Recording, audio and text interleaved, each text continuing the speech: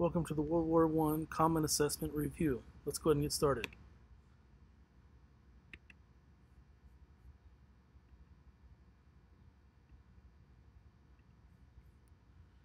One of the first topics you're going to find in this exam is about the German Austria-Hungary Alliance, which brings Germany into World War I. So what's going to happen here, it all kind of circles back to both the Germans being afraid of Russia and France, so they kind of team up with Austria and Hungary. So they pretty much agree to watch each other's backs. So the Austro-Hungarians will help Germany if Russia and France team up against them, and then part of the Austro-Hungarian Empire, the area we know as the Balkans, is causing a lot of trouble, especially with Russia influencing them. Germany says, "We got your back. We'll help you with it." So in the Balkans, in the city of Sarajevo, which is in Bosnia today, pretty much the prince of Austria-Hungary, the Archduke Franz Ferdinand, is assassinated by a Serbian nationalist named Gavrilo Princip, as you see in the picture in the bottom right. So obviously Austria-Hungary is now gonna go after Serbia. So Russia's like, hey, Serbia, they're kind of like our cousins to us. We got their back. So Austria-Hungary is like, oh, well, Russia, you want a piece of us? Well, Germany's got our back, and it starts all these alliances started kicking in, like who's got who's back. So Germany is brought into this war because they have Austria-Hungary's back, because they have to back up Austria-Hungary in their fight against Serbia and eventually Russia. The next topic here is about the Balkans itself, which was known as the powder keg of Europe. The powder keg, as you see here on the top right here, think of a large barrel of either dynamite or gunpowder, something that's very explosive. This area right here, see in the map, this is called the Balkans. And right here, Serbia is where the assassin from who killed Archduke Franz Ferdinand is from Serbia, and right across the border into Bosnia is the city where he was actually murdered. So these countries have a long history. It's a very diverse area, a lot of different religions and cultures, all mixed together, and they're very proud. They have a lot of what we call nationalism, when you have pride in your country, and they didn't like really being bullied by the Austria-Hungarian Empire. They felt more of a friendship or more like family with the Russians than they do Austria-Hungary. So there's a lot of tension here. They don't like the Austria-Hungary government, and when the assassination takes place, it's like someone lit this powder keg here. It was the spark that made it explode. And that's what's going to kind of lead to the Great War. Another topic we're going to take a look at here is trench warfare. Trench warfare, when you think of trench warfare, think of a lot of people dying. Tons of people dying, and one of the biggest reasons why people die is this weapon right here, the machine gun. A relatively new weapon at the time, but when you have a trench warfare, really, today we look back at it, it's really poor tactics. You're supposed to climb out of your trench and charge across no man's land to try to take the other trench, but they're pointing machine guns at you, so you're just going to be getting mowed down. It's pretty kind of pointless.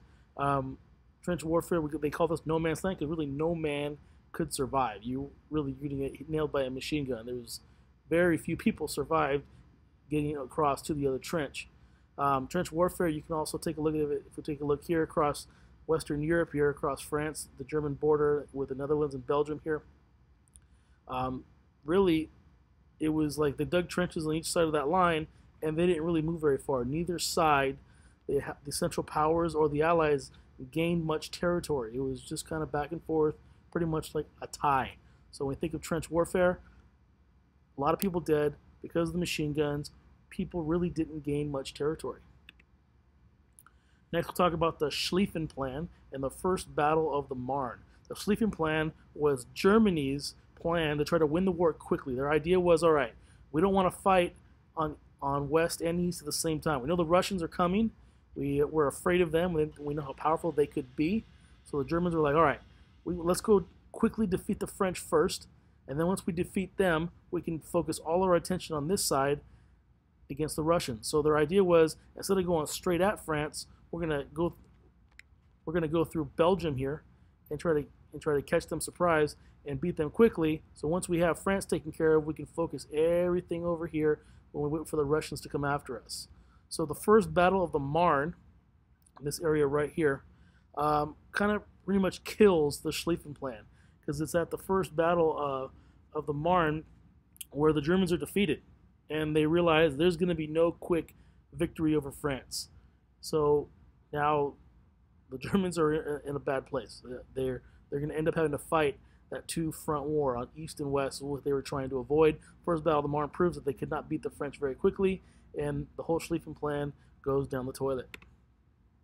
Next, we'll talk about total war. This is when a nation commits all of its resources and efforts towards winning the war. Not just sending soldiers, but the people who are back at home, pretty much their job has become to produce things to win the war. Here we have women who, the men who normally would have worked in factories, are taking the jobs in factories right here. And now the factories, instead of building, cars and other things for household goods, you're building weapons and bombs. Here, a lot of farming men went to war, so the women take over the farm. In addition to total war, one of the really kind of sad parts about it is that to win the war, you don't just go after the other team's military. A lot of times you attack civilian populations, so total war is a relatively new concept at this time, where everyone's effort goes into winning the war, and even the targets change. Next, we'll talk about the British here. If we take a look at this cartoon right here, this cartoon is going to be on the exam. Now, you want to know what this cartoon means. Well, in both of these two cartoons here, it shows that the British are being blamed for causing issues around the world. There's an old saying that says that the sun never set on the British Empire because they had so much land all over the world. Someplace in land they owned, it was daytime.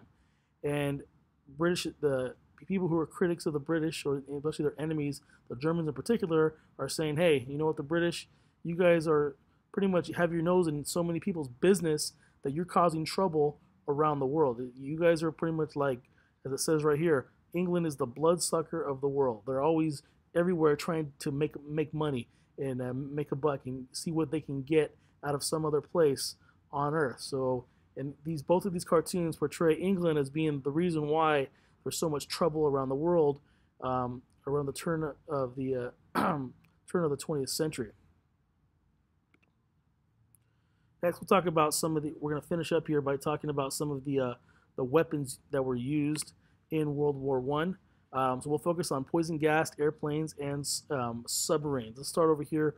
We'll start over here at the top here. Here's the airplanes.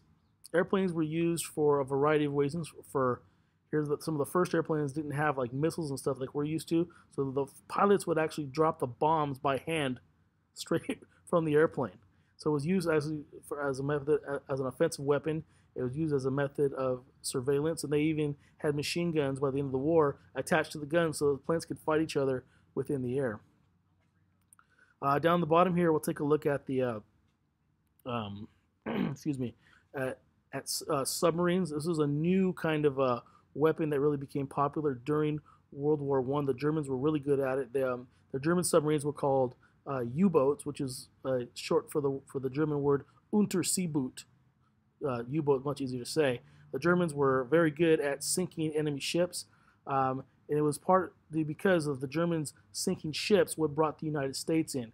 Here we have the famous commercial ship called the Lusitania, which carried many Americans on there, and the Germans' U-boat sunk it, and this really caused a big outcry in America and forced the United States to really eventually join the side of the Allies against the Germans. So we got pulled into the war because of German submarine warfare.